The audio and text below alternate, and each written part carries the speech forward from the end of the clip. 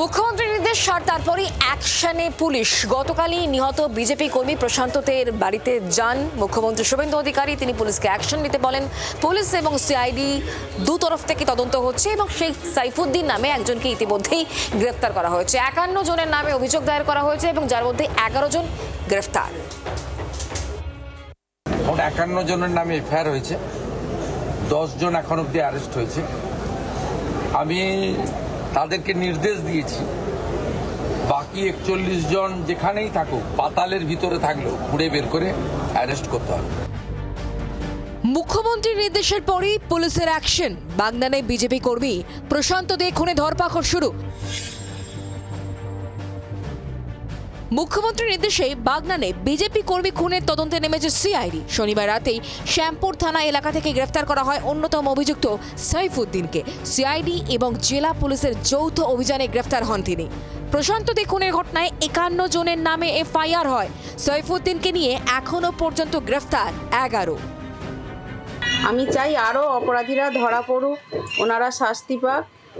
না হলে আমার জীবনে যা ঘটনা ঘটে গেছে, পরবর্তীকালে আরও 5 জনের এরকম ক্ষয়ক্ষতি হবে।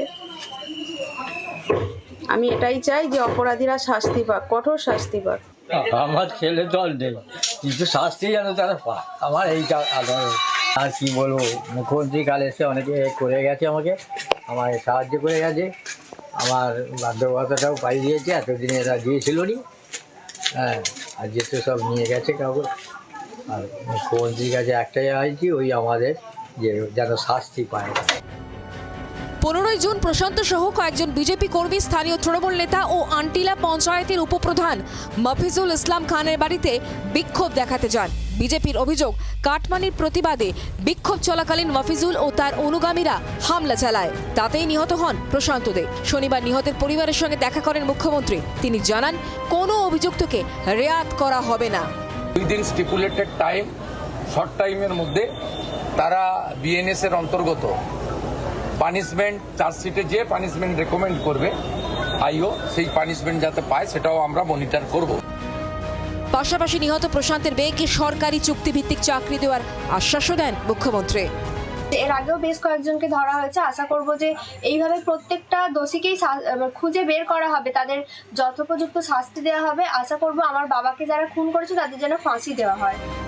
এর আগে মেয়ের মৃত্যুর বিচার চেয়ে মুখ্যমন্ত্রীর কাছে গিয়েছিলেন কালীগঞ্জের তামান্নার মা। মুখ্যমন্ত্রীর নির্দেশের পরই গ্রেফতার হয় 12 জন অভিযুক্ত।